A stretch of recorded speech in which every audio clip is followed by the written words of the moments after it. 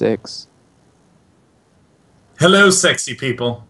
It's time for the final match to come up right now. It's going to amazingly be Brown versus MarineKing Prime in a series of pretty surprising results. Scarlet is the first player to advance from this group, and Liquid Taja is the first player to be eliminated from this group. Yeah, that's kind of strange. But before we get into this, as you saw just before, our little trailer that incorporates That was a Asus Rock. sick advertisement. Yep. That was amazing. O Gaming have put all that together, and it's very, very well done. I actually really, really like that advert. It's pretty cool. That thing is brilliant. I would... Yeah, that was. I just love like the fist shaking with rage and like scooping off the desk, throwing everything off the desk. It's great, fun stuff. All right, so we are going to be jumping on in a second. Yeah, it's going to be back to the Terran vs Protoss matchup, and I mean we saw Brown have the nice defense and the weird attack timings, but how do you think it'll stack up against MKP? That is a good question, because MKP is sort of in this matchup. He incorporates the aggression, but because he incorporates that aggression, it sort of puts Protoss, who want to be aggressive, in that weird defensive mindset where they're like, well, I have the units, but I can't really be aggressive with them, so it's not really working out for me too well. And, you know, MKP is certainly a little speed demon for exploiting said facts in this matchup. Well, I almost feel like if I had to describe MarineKing's MKP's play in as few words as possible, it would be either sickeningly greedy or sickeningly aggressive. Yeah. He's the sort of person who goes for command center before barracks, or he goes for barracks before command center, right? Both of those sound very MKP-ish. Yeah, they do. And given that the first map is Ohana, he's known for his 2-racks play on this map. He does favor combat shield before the concussive shell, and I think more importantly before stim, and this leads to some really brutal problems for a lot of Protosses, how MKP was able to take out parting at MLG, and I really hope we see it, because Brown has had some really amazing answers by one-basing versus Taja. Yeah, it can work out pretty well for him. So we'll see if Brown is going to be able to move on for Protoss here, or if a Terran Hope shall surpass all expectations. Although, I mean, you can't really say that. MKP is pretty good. Taja was pretty good, and apparently he fell, though. So we'll see how it's going to work out for these guys. Ohana, as you said, being that first map, it's a pretty good map for it. It allows for a lot of that aggression as well. So yeah. Cool. And two, it allows for a lot of creative Protoss builds, because it's not as difficult to defend as other maps. As long as you place your buildings in a good angle, it's easy to place them above your base, but you're basically saying, please attack these. This is where I'm most vulnerable. You kind of have to keep them nice and tucked between your main and your natural. And we'll be able to take a look at that once we hop into the game. But this is a map that I think is fantastic for that cool one Colossus straight into Zealot leg and Templar play. I also think that you can even cut out the Colossus and just go straight for Immortal and then 6-gate as your defense instead of Colossus and 3-gate. Yeah. You do run the risk sometimes of being completely flanked out, but as long as you have enough sentries to like control the space and you're engaging in the correct positions as well, it can work out all right for you. Looks like we are ready to hop on into that match, and I'm super thrilled. A little bit disheartening that it is the last match of the day, and Group C was unbelievable in terms of game quality and variety. But, alack, it must all come to an end. Yeah. And guys, if you haven't actually seen the other groups prior to what have actually been going on here, the people who have actually advanced thus far are people like Liquid Hero, TSL Symbol, ST Life, Creator, Scarlet, Gosu User, MMA, Violet, and Nest T. All of these names have just... there's so much wealth of talent in there. The round of 16 is just going to be so phenomenal. It will be just as absurd as the round of 32. Yeah, apparently so. Yeah, and of course, if you missed any of the previous games, some of them are uploaded over on day9.tv. I have the listings for the groups that I've casted with Kelaris there and the links there. Of course, you can go to ironsquid.tv to get more VODs as well. So yeah. definitely watch all the games because all the games have been freaking amazing. And in fact, James, I want to ask you before this final match, do you have a favorite series that you've seen thus far of any of what we've casted? Ooh, that's a good question. I don't think I have a firm favorite, actually. It's kind of hard for me to interpret, so I can't pick. I honestly can't pick. We had, I was actually watching, and I enjoyed Life series in the other ones that I haven't cast. Yeah, you know, Creator Cos was really sick. Actually, I didn't cast that either, but that was great. I really loved Creator Cos quite a lot. Okay, so I'm assuming we're going to be jumping in just a second here. Oh, we are already in the game. Great stuff. Okay, let's get these intros done. As up to the top left-hand corner here, as our yellow Terran, he goes by the name of MarineKing Prime. And down in the bottom right, his favorite color is teal. It is No Team's Brown. Mr. Brown. Mr. Brown, what are you going to pull out of your hat? I wouldn't be surprised if we saw some 4-gate aggression in this series somewhere. He's really been favoring that. So that's certainly something I'm looking out for. It could actually occur on this map. Actually, this isn't too bad a map for it, as long as your opponent's kind of caught a little bit off guard. Sometimes it can be easy to make a very nice tight choke at your natural ramp with supply depots as well as bunkers. But, you know, you can see 4-gate aggression work very nicely on this after expansion. Yeah, I really genuinely think that this is a very excellent map for the 4-gate opening. It's really safe and can I just take a moment to laud this gateway placement from Brown? This is exactly where all the vital structures should be placed, neatly tucked right back there. You look at this top ridge where it's very droppable. You want to have pylons and you want to have space to warp in and maneuverability and that sort of thing. But it's very easy to fall into that trap of just default building right up top. And MKP, oh my god, I bet you he's going to go for a 2 frickin' racks frickin' play right here, my friend.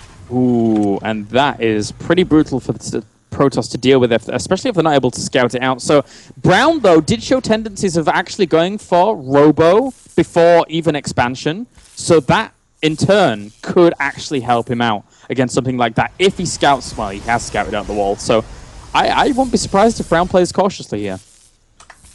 Yeah, I mean, Brown, we already saw built that Robo in the main last game, and that just went excellently. Hey, what do you know, second assimilator. Sometimes you'll see players like Squirtle go for the 2 in each gas before expand, and, you know, that's all fine and well and good and that sort of thing, but I'm really more expecting Brown to do a 1-basing type play. Yeah, that could keep him well in contention here. Second gas is on the way, so with that and the second barracks on the way as well for MKP. You called it. You're right on the money there, Sean. As, well, it can hit furiously, and MKP has made it work time and time again. It's crazy stuff. Money! Woo! Going straight on to the double racks play.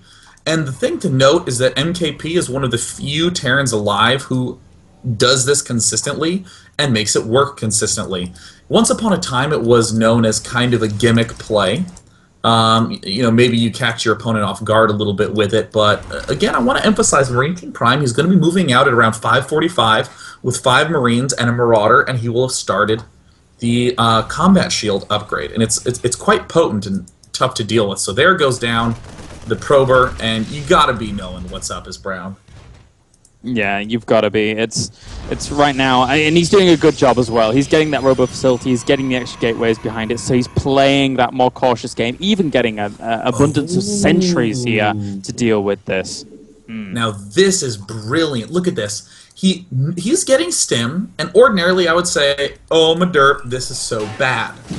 Because, I mean, if you go for something like this, then your normal push that strikes at 5:45 is incredibly weak. You just have downed 100 into something that won't be done soon.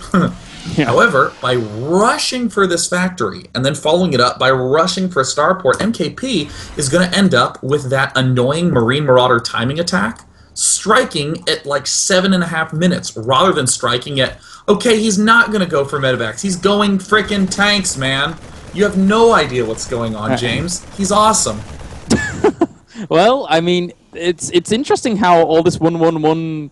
I mean, it's almost exclusively 1-1-1 on this map for Terrans nowadays. I see it just so much, and they feel far more comfortable going for it on this map than any other. Understandable, the architecture's good for it, but, you know, Protoss, he's already getting out his Immortals, and, this is going to be weird.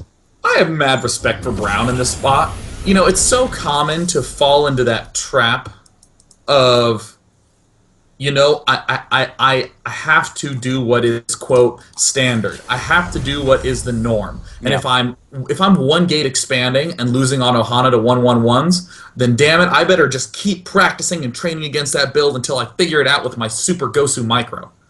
Or you can be like Brown and say, no, I'm just going to go for a really fast Robo. It holds everything off a lot easier, and if he expands, then I'll attack him back. You know, it's that comfort in your own Protoss skin. And he's actually moving out into the middle of the map here. He's going to get good eyes on this. And whoa, is he just going to stay here? Run away.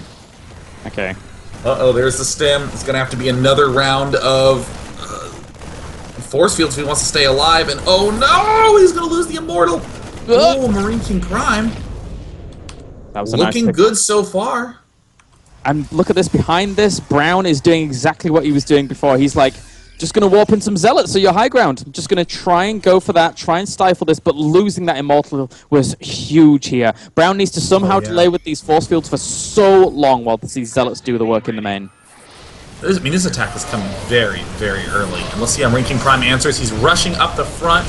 The Immortal decimates the tank, and MarineKing Prime is just getting rocked here. Again, in small numbers, it pretty much goes just like it does for Roach Ling. Oh, he needs to pull back, though. He might have overextended just a little bit there. He doesn't have that many he doesn't have any force fields here. That Immortal might get picked off, but no, he's straight into fire of another Immortal. Brown, and he's shot all of the mining down at MKP's base. Brown just has 1-1-1 on lockdown. I mean, it's such a clean way to play. I mean, I'm going to have huge units. I'm going to have the counterattack out. My economy's not going to be amazing, but who needs a good economy when your opponent does not have an economy? So here is MKP doing some fantastic micro with like 4 units, but that is the majority of MKP's army. And now MarineKing's going to have to decide how does he proceed. Yeah, this is going to be hard for him to do just in general. I mean, now that Brown sits around his opponent's base, then I guess, yes, he has medevacs to shuttle things down, but there's going to be that soft contain from Brown that is really quite pesky here. Although, you know, Siege Tech does negate that a little bit as well, so, yeah. Such strong play. And there we have the Immortals darting up, two-shotting the tank. Medevacs almost end up dying, but I mean, Brown in just amazing shape.